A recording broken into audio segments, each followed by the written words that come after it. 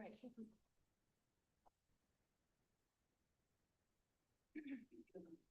in progress. Oh, the room's lopsided. Huh.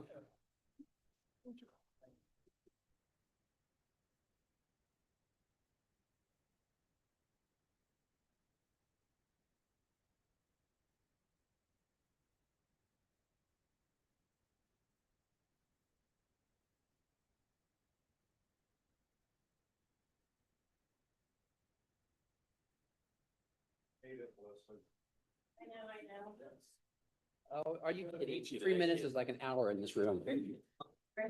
First time yet I beat you. I know.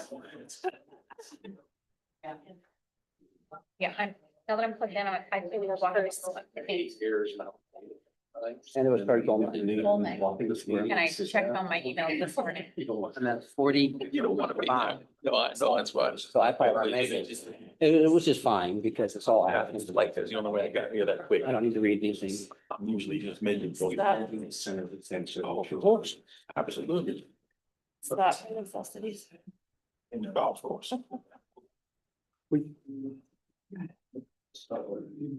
Nothing necessary.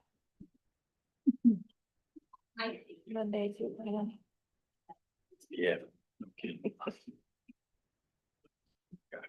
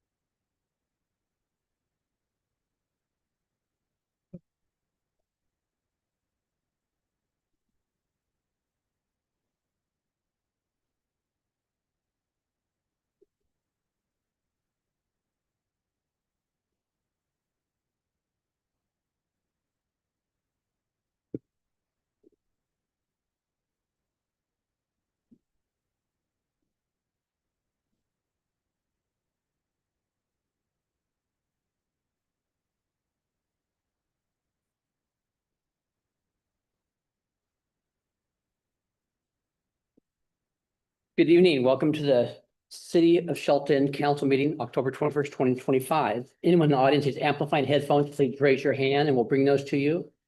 Not seeing any of this, please rise for the pledge. Pledge of allegiance to the flag, United States of America, and to the republic for which it stands, one nation, under God, indivisible, with liberty and justice for all. Mary, can you do a roll call, please? Yes, I will. Councilmember Welch. Here. Councilmember Stearns. Here. Councilmember Gilmore. Here. Mayor Nisco. Here. Deputy Mayor Sherman. Here. Councilmember Sapp. Here. Councilmember Gutierrez. Here. Thank you, Mary. Does council have any late changes to the agenda? Interim city manager, any late changes? None. All right. Council have any board reports to share? All right. The council had a chance to review the consent agenda. Is there a motion to approve? Mr. Mayor, I move to approve the consent agenda as published. Okay. All right, we have a motion and a second to approve the consent agenda as published. All in favor, say aye. Aye. Opposed? Motion carries. All right, the council invites the public to make public comments on matters of city business. Comments shall be made to the entire council and not individual council members. Please refrain from any personal or disrespectful remarks that create disruption of the meeting. If unreasonable disruptive conduct continues, you'll be asked to leave the meeting. Mary, anyone had a general public comment? Yes, we do, Mr. Mayor. Yeah. First speaker is Nellie Peebles.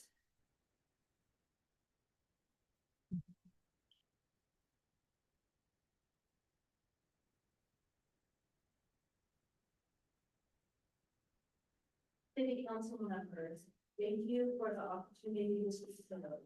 As a second-year resident of Shelton, I come before you to raise awareness about the growing decline we are witnessing throughout our flooded town. I know many of you are aware of the homelessness crisis affecting our community, but what we are facing is far greater than a lack of housing. It is a drug and mental health crisis that has spread across our state and now deeply affects our town. Fentanyl alone claimed 3,137 lives in Washington in 2024, an average of 261 people per month. Even one death is too many. We cannot continue turning a blind eye to what is happening in our own backyard. According to the Department of Health, fentanyl deaths doubled from 827 deaths in 2019 to 1,619 in 2021. This came with Inslee helping pass state versus Blake, which eliminated felony charges for drug possession and directly correlates to the rise in deaths seen that year. With the rise in drug use and homelessness, we are also seeing an increase in unsafe situations where the hard-working tax-paying citizens show. Let me be clear, my intention is not to put anyone down. I believe every person deserves compassion and a chance to rebuild their life.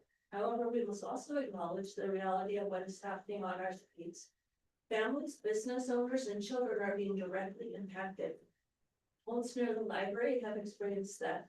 I personally have been approached inappropriately by someone clearly under the influence outside of my former. I have witnessed overdoses in front of the library while it was open to the public. Drug paraphernalia and trash are left scattered around areas that should be safe for families, like the encampment across from the yacht club. As a mother and a small business owner, I no longer feel comfortable taking my child to the library, a place that should be refuge for learning, not an unsafe environment. The library is not, it should not become a homeless shelter. Likewise, the area near the post office, Brewer Park, has become unsafe. I know of several incidences of theft and intimidation. These are not isolated experiences. They are a growing pattern that cannot be ignored. Evergreen Treatment Services proximity to these areas is also contributing to the concentration of issues downtown. While I understand the importance of providing treatment, the location and management of such facilities must be carefully evaluated to protect both the patients and the broader community. I do not claim to have all the answers, but I am asking those in positions of authority to take serious immediate action. Shelton deserves to be clean, safe, and a welcoming town for all its residents. Other Washington cities, such as Linden, which is one of many, have managed to maintain safety and pride in their communities. Surely we can do the same.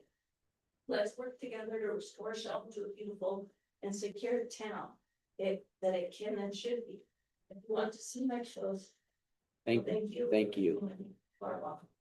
Thank you.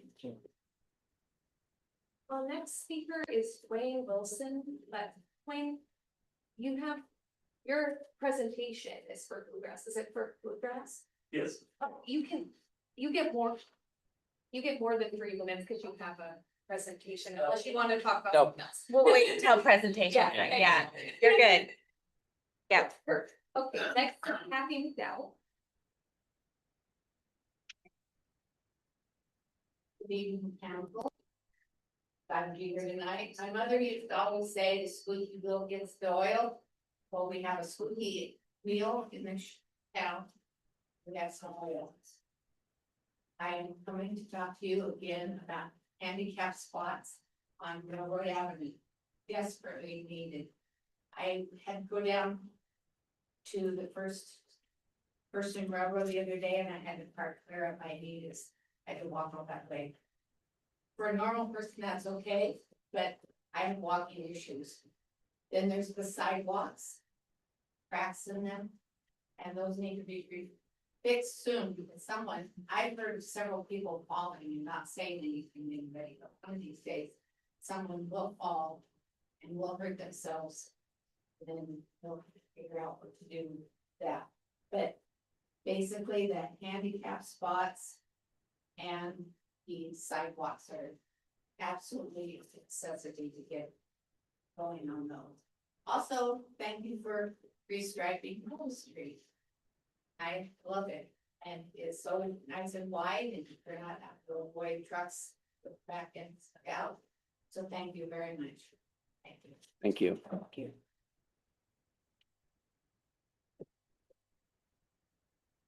Our next speaker is Dean Jewett.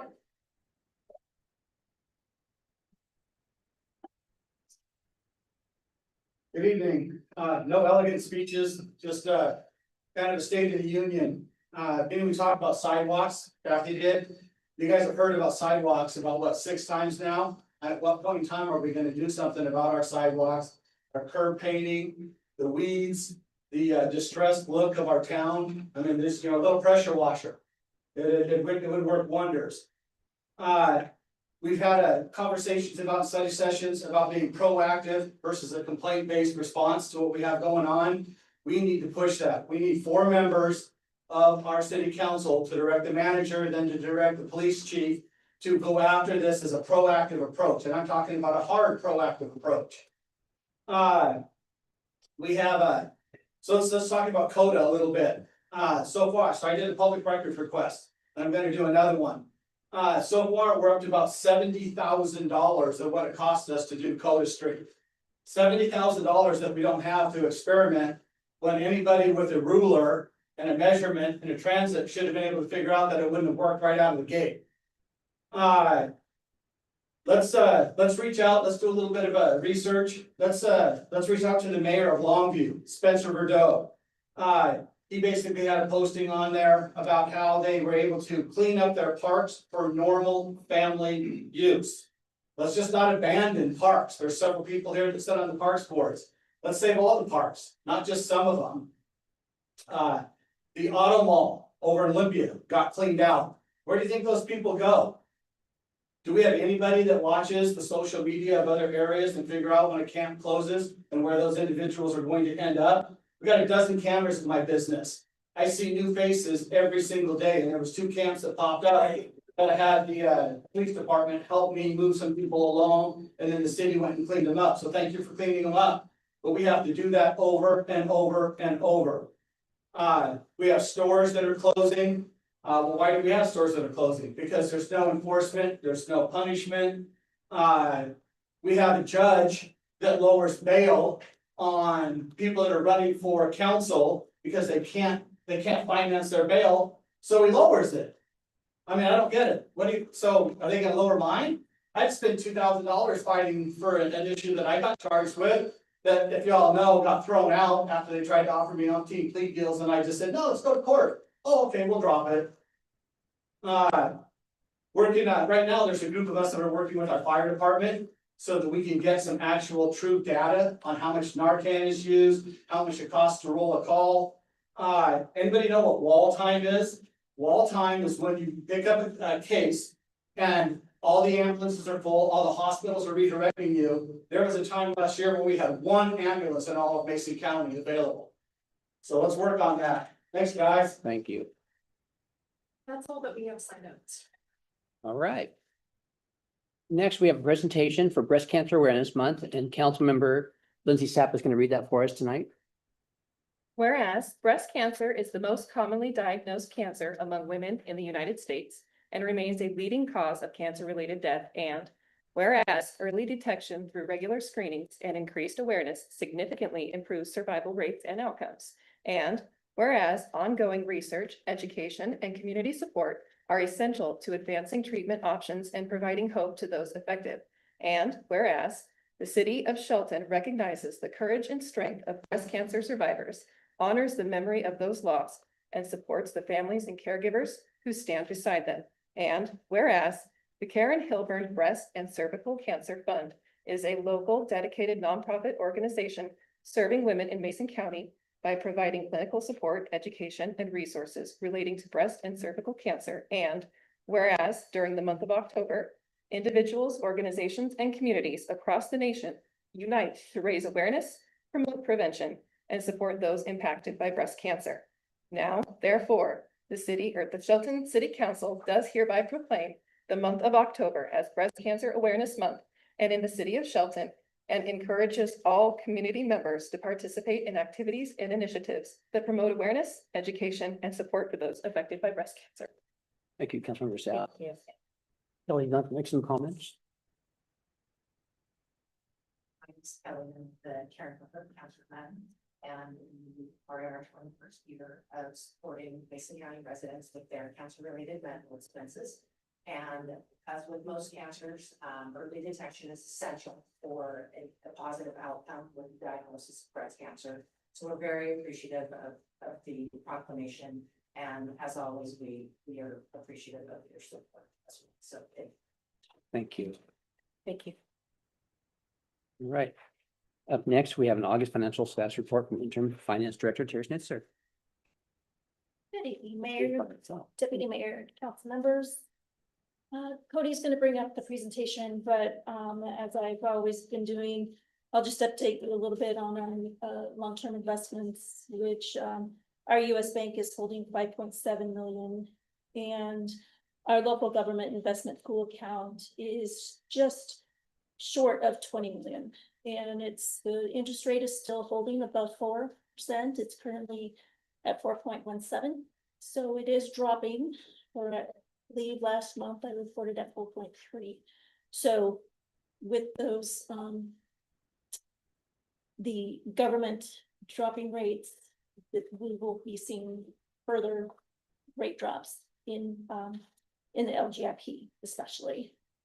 So now that So tonight I'm bringing you the August monthly financial report for 2025. And this represents 60% of the year. And as you can see, we are, our revenues are performing much stronger than we had originally anticipated. This from July of 2025, we increased the variance by 500,000. And so now our unreserved fund balance increased to 3.4 million, where we originally budgeted the fund balance at 1.9. So continue to increase the revenue, and but also as you will see in just a couple pages, that our expenses are also going down about 500,000. So on page 2, which, okay, Cody was telling me it's a little bit delayed, so. So on page 2, we have the general fund overview of revenue, and this shows all of the revenues sources that we collect for the city. And again, we our 2025 estimated actuals are coming in higher, approximately about $1 million over what we projected for the budget of 2025. So it's still, and the revenues aren't just in one revenue source that we're seeing these variances. It's pretty much all across the board for the revenue sources. So there's just not one clear differential that we're seeing.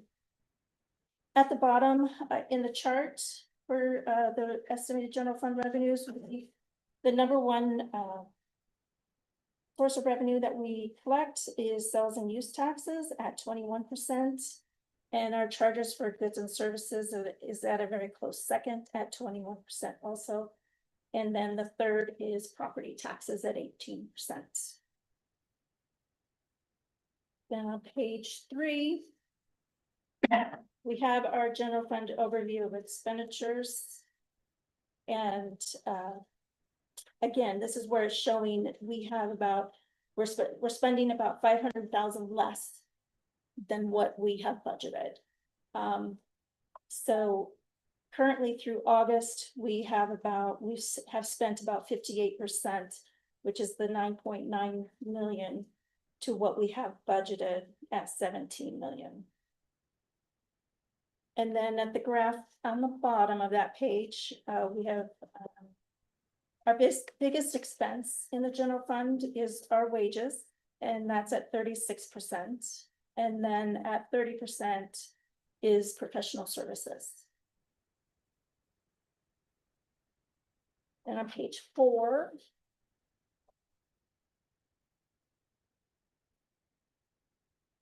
we have the general fund year to year.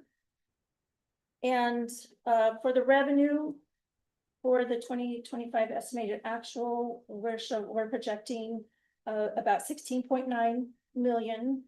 And that's more than what the 2024 actual is. And then it's more, it's about 237,000 more than what we have budgeted for 2025. The expenses, down at the bottom, the total expenditures, we're showing estimated actual at 16.5 million. And it's about 1 million over the 2024 actual, but it's about 500 less than what we budgeted for 2025. And then on page 5, we have the general fund month to month. And you can see the total revenues for the year 2023, 24, and 25, all through the month of August. It shows that it's increased about 1 million for each of those years. And then the expenditures are kind of the same. They increased about 500,000 each year through the month of August. Then I'm going to skip to page 7, which is our fund balances. And just showing our 2025 estimated fund balance is at almost at 24 million for all citywide funds. Most of them, you can see that there is a change, like a negative change, but that just basically means, we're using fund balance in those funds. As you can see, the general fund will increase by about 350,000. But a lot of those, the drawdowns in those funds are basically due to projects. Then at the bottom, we have the citywide FTE by fund. To the left, there's the general fund. We increased the vacancies by 1 position, and that was within the police department in the administrative department. And so now our total vacancies is at 6.5. And the other city funds, which is our utilities and street, stayed at 4. So our total vacancies is at 10.5. And that is another reason why our expenditures are lower. As question, we were kind of holding back on utility funds and road funds until the TBD passed, correct? That's kind of why we didn't fill those positions. Yes, we left some positions open in case the TBD did pass, that we could move some employees over or have them apply for other jobs at the city. So we're currently filling some of those positions. There's a stormwater position open and 2 at the wastewater plant. So if anybody's interested, they could go to the city's webpage and go look at the jobs page in the HR department, and you'll see those postings up there. Thank you. Well, So then pages 8 through 12 is just our citywide overview of revenues and expenditures for all funds. It just gives a little bit more detail, but at a rolled up version. And with that, anybody else has any questions? Questions or comments? We're still going to be using ending fund balance for 26, probably 26, yeah. Probably still about 1 million, probably to It's showing about 1.1 million right now. not quite out of the woods yet. We still have a 3-year Right. problem. Correct. Any other questions for Terry? Thank you, Terry. I'd just like to mention that we had another state audit exit interview on Friday where we had another clean audit, and Terry's and her staff did a wonderful job. The auditors were very impressed with them, and also thank you for all the hard work. Thank you. All right. We have an LTAC presentation from Deidre with the Chamber of Commerce. Good evening, council members. Thank you for having me back to talk with you this time on the 3rd quarter visitor services. Much of this will be the same as what you heard last time, so I'm going to hit the highlights and get to your business. As we pull up the presentation here, for those of you who aren't aware, the Chamber hosts visitor services at the caboose downtown, as well as in our office auxiliary and then a hood support. So the hood support office is funded largely by the county LTAC dollars. We have a city LTAC contract for the caboose downtown, but want to talk to you about kind of the overall program so you can see how it all fits together. So On the front page, you'll see a photo that Amy Cooper got from Downtown Merchants at the car show. One of the things that we've been trying to do is extend hours so that the caboose isn't just open when we're contracted to be open, which is 8 to 5, but also when there's special events. So during the car show, we were able to have that open. We had some security features like smart deadbolt so folks can ring, give them remote access. And then we've altered our staffing to make sure that when we have community events that are drawing folks from out of town, we actually have someone in person provide more of a concierge service than a help yourself brochure situation. So great photo of downtown being active and busy. On the next slide, we'll see our numbers from the Food Sport Visitor Center, mostly for mass and passes. Those bottom numbers for visitors represent both locations. You will see almost a 45% decrease in visitors in third quarter this year over last year. And that is largely due to the Bear Gulch Fire. Folks that rearranged their summer plans, either for concerns about air quality or because they weren't able to access the recreational locations that they had hoped. The good thing is that by maintaining open to serve folks that were still coming to the area, we were able to redirect them to other services, other activities. Worked really closely with our partners at the Park Service and the Forest Service to keep that information updated. On the next page there, you will see just a real quick look of the Canal Visitor Center. We keep track of where folks are coming in from. In-state, it tends to be a lot of the Seattle area coming to visit the national park. And out of state, we saw Texas, Illinois, New York, Florida, and then British Columbia and France were the notable ones for the third quarter coming into that area. On the next page there, you will see our Google landing page for Food Sport. Again, you're seeing about the same decrease year over year. Again, Bear Gulch Fire hit Food Sport particularly hard, but we are still seeing really high satisfaction ratings. We like to see those 5-star ratings from visitors to the visitor center. So if you can visit or if you have folks coming to the area and they stop in and talk with one of our fabulous volunteers or staff, encourage them to go in and hit that 5-star review. The next page there is this, the Facebook page Chamber manages. Again, no lodging tax dollars go to that, but it is part of what we do, is share the things that are happening in the community. We say the park is always super popular, and of course during third quarter, news about what was happening with Bear Gulch was that the intent of people wanting to know the roads were closed, what activities they could get to. And outside of Facebook and the work there, we spent an inordinate amount of time updating Google, which seems odd, but the Chamber is actually a national partner with or grow with Google.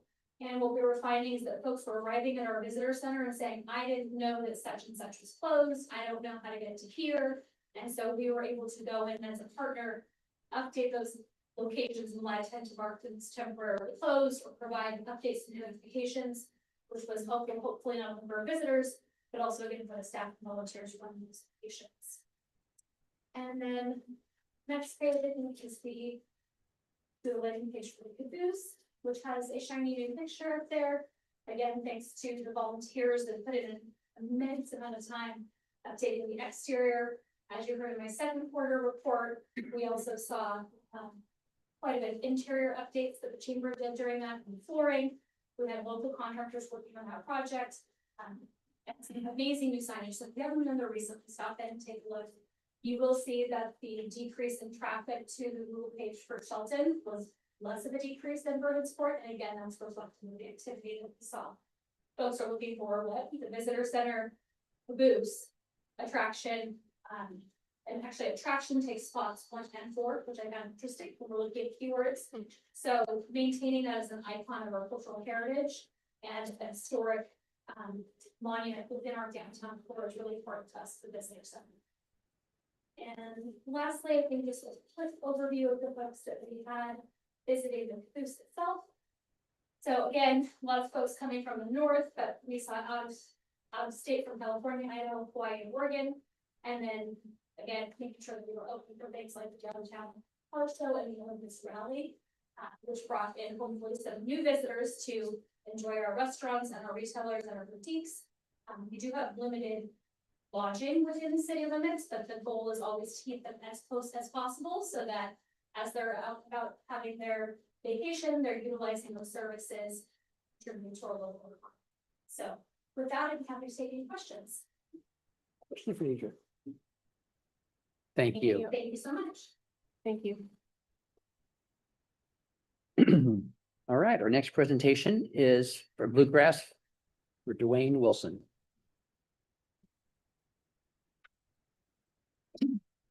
Mayor, and it's Colin, Shelton City Council, if you don't mind, I'll just read this that I sent to Mary, so it's got multiple facts on it, so. Christmas Town Kiwanis hosted our 20th successful Bluegrass to the Forest Bluegrass Festival, July 12th to the 14th, at South Basin Youth Soccer Club. This year, approximately 1,800 people attended for a concert featuring 8 nationally and regionally celebrated bluegrass groups. 278 attendees stayed at local hotels and Airbnbs. An additional 40 guests stayed locally with friends and family, and approximately 265 campers stayed on site at South Basin Youth Soccer Club. 440 bluegrass fans traveled 50 miles or more, and 90 from out of state. This year, we had travelers from Hawaii, New Orleans, California, Texas, Nebraska, Tennessee, Washington, D.C., and Oregon. The folks ate at local restaurants, bought groceries and fuel, and shopped at other businesses. Christmas Town Kiwanis members are frequently asked about recreational and cultural attraction in the area. Christmas Town Kiwanis would like to thank the city of Shelton for their ongoing support of Bluegrass from the Forest and other Christmas Town Kiwanis projects. We've already started planning for next year and hope the city of Shelton will continue to support our endeavors. So, any questions? Question for Dwayne.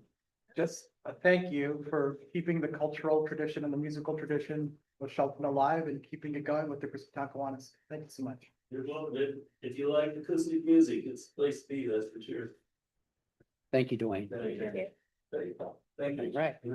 We have no business items tonight. We have some action items. So our first action item is interim community economic development director Jason Does. There's information worth about a comprehensive plan update.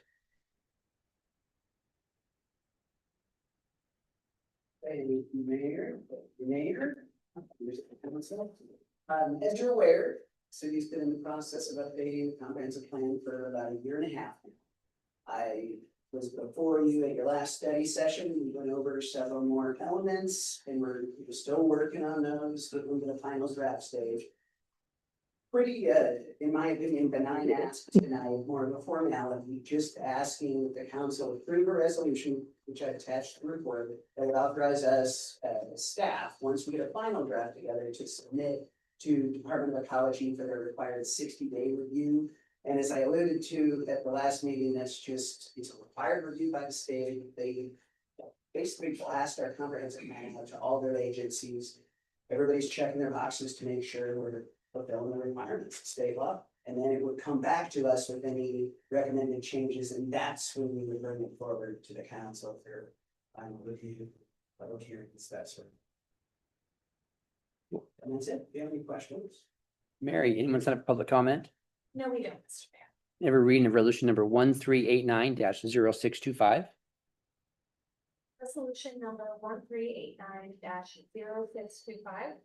A resolution of the City Council of the City of Shelton, Washington, authorizing city staff to submit a notice of intent to adopt the City of Shelton comprehensive plan update. Thank you, Mary. Do we have a motion? Mr. Mayor, I move to adopt resolution number 1389-0625 as presented. Second. All right, comments or questions? Just wanted to thank Jason and staff for hosting an SCJ Alliance and the whole process for 16 months and the inclusiveness that the city showed and the staff showed for bringing in all the voices of Shelton. So thank you so much for all your hard work, and it's really great to finalize this. And it was a really great study session, a 2-hour study session last time. So I appreciate that. It helps a lot. The volunteers we had come in and sit on the comprehensive plan committee that the council appointed. I mean, they were great, had great input all along the way, and we had a few hiccups and false starts here and there, but they took it all in stride. That was as good a process as you expected. Well, I'm glad that we delivered a proposal that was forward-looking and also included everybody. So I just wanted to make sure that you understand my appreciation for the process. Any other questions? All right. We have a motion and a second to adopt resolution number 1389-0625 as presented. All in favor, say aye. Aye. Opposed, motion carries. All right. Up next is an ordinance related to compost procurement. Stormwater technician Patrick Hoffman has details for us.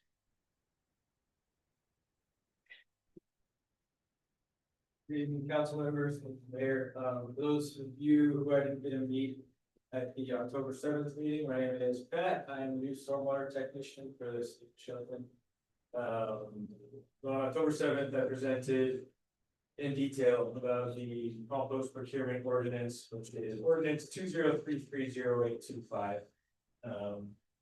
And a quick summary of what prompted the original drafting of this ordinance. Washington State Legislature enacted House Bill 1799, which requires the city of Shelton to adopt 2 RCWs, both related to compost procurement in the city. And we are necessitated to have an ordinance for this because we have organic material collection through Mason County Garbage and Recycling. Nothing has changed regarding the ordinance, and that's my presentation. I just want to see if there are any additional questions or anything like that. Thank you, Mary. Anyone send public comment? May we have a reading of resolution number or ordinance number 2033-0825? Ordinance number 2033-0825. An ordinance of the city of Shelton, Washington, amending chapter 8.08 Shelton Municipal Code to add a compost procurement requirement in compliance with RCW 43.19A.150 and RCW 43.19A.110. Thank you, Mary. Do we have a motion? Mr. Mayor, move to adopt ordinance number 2033-0825 as presented. All right, comments or questions? Just another comment on welcome. And thank you so much for making sure that we are doing the best we can to recycle and to reuse and to put materials that have been deemed unnecessary as back into our city and make it necessary again. So thank you so much for doing the best we can for the environment of Shelton. Thank you. We have a motion and a second to adopt ordinance number 2033-0825 as presented. All in favor, say aye. Aye. Opposed? Motion carries. Our last action item, Assistant Public Works Director Aaron Nix has resolution for us about crosstown trail design. Mayor, council, thank you again. As we discussed at our last meeting, we're moving forward with grant money that we received for the crosstown trail. That's the phase from Needland Park, all the way out to 101. There's a picture in the scope, if you'd like to take a picture of it or take a look at it. It's about, I believe it's about 1.5 miles. The idea here is we're gonna actually physically design this project. We're gonna do some survey. We're going to design basically the base pathway as well as a lighting plan. As I mentioned at our last meeting, landscaping, we're going to move in the direction of doing native landscaping just because of the water usage that if we went with non-native stuff, we'd be watering them. Candidly, they die continuously. So that's really the direction we want to go. And it's going to save us a significant amount of money in that we won't have irrigation in support of whatever we do. So nothing has changed, you guys.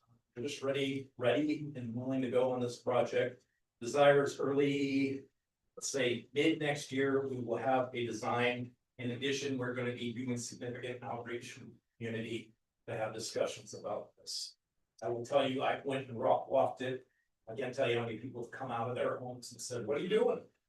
So I think it's really important that we do have that exchange. So with that approval, we can proceed with this. As I mentioned at our last meeting, Jordan Crumples, our parks supervisor, is going to be managing this project, but I will be assisting her as we proceed. So unless there's any other questions we'd like to get on this. Right.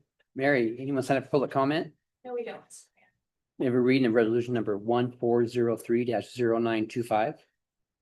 Resolution number 1403-0925. A resolution of the council of the city of Shelton, Washington, authorizing the city manager to approve a public works on-call consultant cross work order, to provide design on the Crosstown Trail project, phase 1 with Keller Associates Inc. Thank you, Mary. Do we have a motion? Mr. Mayor, move to adopt resolution number 1403-0925 as written. Second. Right. Comments or questions? Just looking forward to it. We've been waiting such a long time, and I'm so looking forward to making the rails of our past the trails to our future. So thank you so much. Absolutely, sir. Just so that you know, I talked with the grant agent phase 2. Phase 2 is from Wallace Nealon to the marina. They're ready to go on that. So as soon as I get this in Jordan's hands, we're going to proceed with scoping out phase 2. And that again is designed for that piece. So ultimately, ideally, the end of next year, we have shovel ready projects, shop, RCO, all the grant agencies. Are we still looking for agencies to pull out the steel and try to recycle that? With, as you know, the cost recovery with regard to the steel did not meet the expectations that the previous director had originally thought. We're gonna self-perform this, and we're gonna do an experiment to see how long it takes, at least a small section of it, to get rid of it, and then us basically haul it and get the money for those resources. Next year, or excuse me, probably mid next year is the hope, if not sooner. And then we will expand that once you're able to determine that we can handle that and make that happen. So we need to self-perform. There's just not enough money coming back to hire a contractor. We have issues right now, difficulty mowing it and keeping the brush down because the tracks are a problem with the mowers. So the tracks need to come up, the ties need to come out so we can maintain the area until the trail improvements. We're going to be under design, but we need to get grants for the actual construction. So it's still some time out, but it will make it more walkable in the meantime also. We have been maintaining it, you guys, recently, and you'll notice that there's been flail mowers, those type flail mowers out there. It's done right now. So we were gonna try to keep up on that. Again, it's gonna be very helpful. We have rails out. We have to deal with that as heating machinery. How does that work? Because if we're going all the way to the freeway, we're gonna be going through the county. So are they gonna partner with us on that? We'll have discussions with them. I mean, ultimately, there's gonna be, have to get right away easements, those kinds of things. Well, excuse me, we already have. Yeah. I think, I'm pretty confident we own all the way to the highway. I think we do, yeah. So we're good. In that, we'll talk to them about it. Yes, it's in their jurisdiction, but it's primarily feeding the city of Shelton. So they'll at least have in the know. Ideally, we get it in their pros plan or their comp plans, because then they can help us that too. So we will exhaust that to begin in design. Great. Is there any other questions? All right, we have a motion and a second to adopt resolution number 1403-0925 as written. All in favor, say aye. Aye. Opposed? Motion carries. All right, Jay, interim city manager, do you have a report tonight? Yes, I do. This weekend, Jay Harris, Public Works Director, Acting City Manager.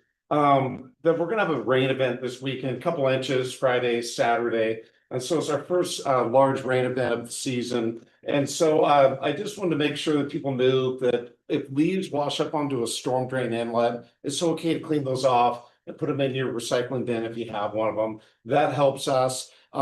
If the water starts getting a little deep though, you can call the non-emergency number if you think it's gonna run into someone's house, that sort of thing.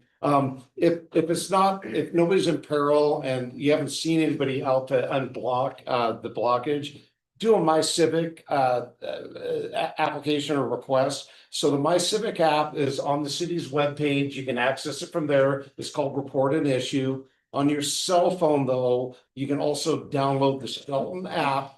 And it's the wheel. You can look at the council meetings, you can do all sorts of things on there, but Report an Issue is on there. You can go to code enforcement, you can go to public works, sewer, water, storm drainage, that sort of thing. So very helpful for us if you use the app, be our eyes and ears, please. The next thing is Aaron Nix here worked with a contractor to install gas shutoff valves. We've got about half of them put in today. This is natural gas to the city of buildings. we didn't have seismic shutoff valves on the buildings. So we got a bunch put in at the Public Works yard. We have this building that's gonna happen, and then we have the library, and then each wastewater plant also. So what the valve does is when there's a large earthquake, there's a ball that shakes in there. It has to be greater than a 5 magnitude, and it has to be going up an amplification. So the ball will roll and it will actually shut the gas off. It's really easily resettable also. Typically trains and heavy trucks and that sort of thing won't shut off these seismic valves. So really important for the city assets, part of our emergency management program. And our insurance company, WCIA, was requiring it. And thank you, Aaron, for following up on that. I really appreciate that. AMI project update. So the contractor has about 6 weeks left. This is Keystone Utilities, and then they'll be done with the majority of the meters. There'll be about 300 of them in hard surface areas that the city will be self-performing. We're getting a schedule put together right now, and most of them are downtown and concrete and that sort of thing. So the boxes get a little larger, the concrete has to come up. And then we put the new meter box in, new meter, and then the puck is a recessed puck, so you can walk over the box. A lot of them are in sidewalk areas. So that's good. We plan on hoping to have that done late spring. We're gonna put quite a few people on it, whether it's street crews to assist and that sort of thing. And Diversified Holdings is working on the police fencing yard, chief. And so they've been out, their foreman's met with us multiple times. They got a good handle on the project. And Aaron, do you happen to know when they're gonna actually be on site?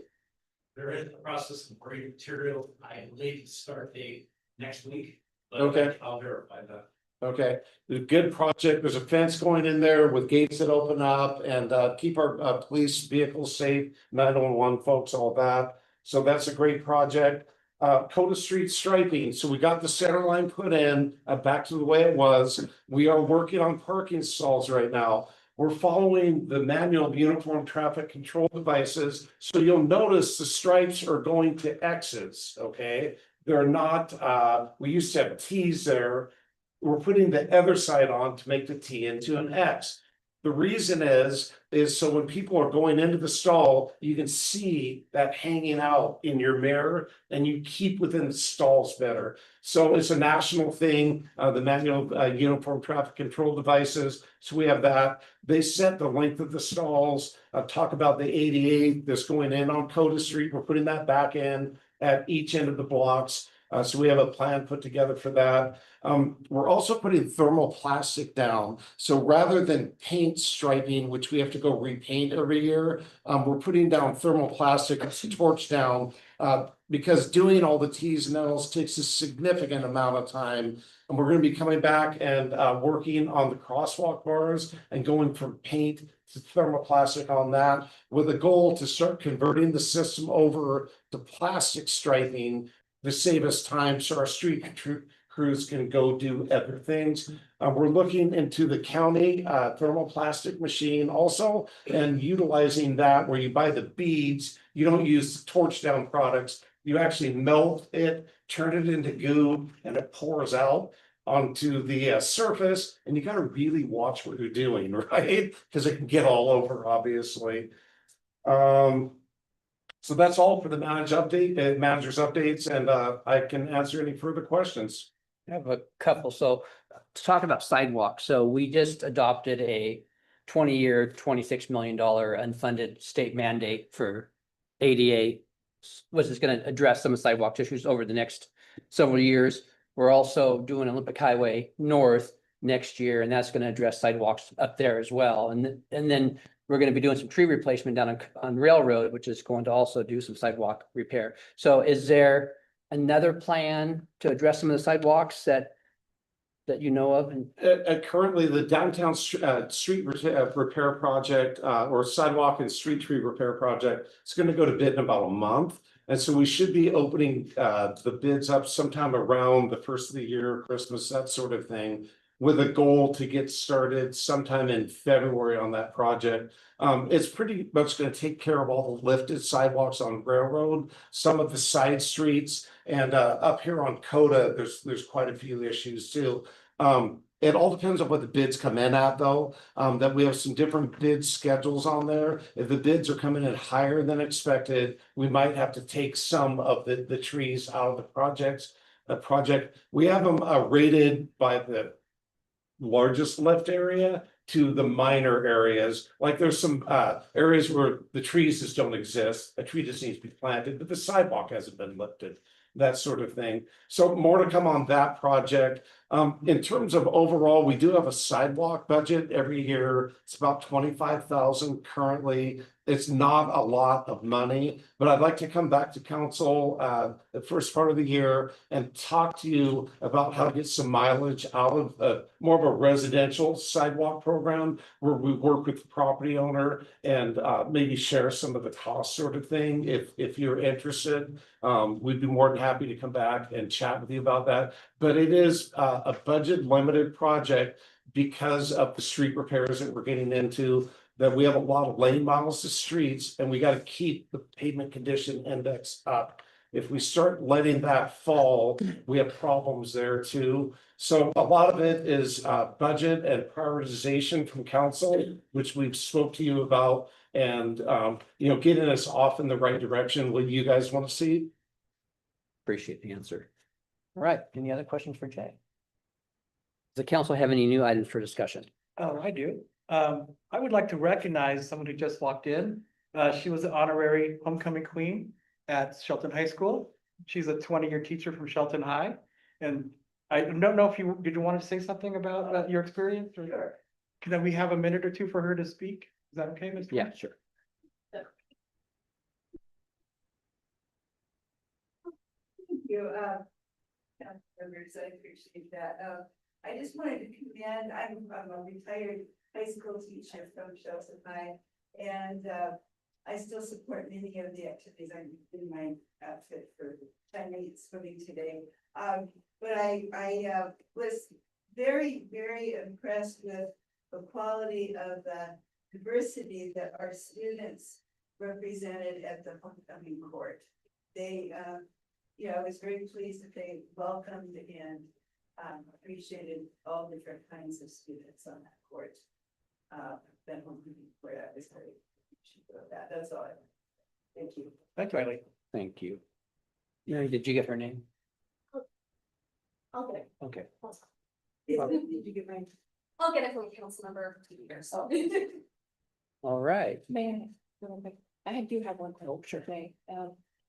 We have heard repeatedly that we need ADA parking on Railroad. I know we will be addressing it on Coda, but what would it take to get some actual ADA parking on Railroad? You would have to restripe the parking stalls on Railroad, and it's likely a few stalls are probably going to get lost.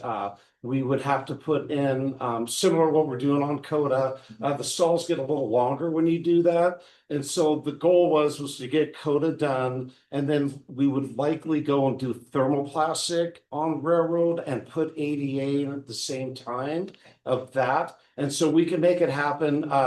Coda is obviously on the backside of Railroad. It will get people started, but we would need to buy additional thermoplastic, and I don't have that budgeted for next year right now. So we'll have to talk about that a little bit when we're going over the budget. Right, thank you. Okay. With some of the tree replacement though, we could probably address that because we'll be tearing up sidewalks, right?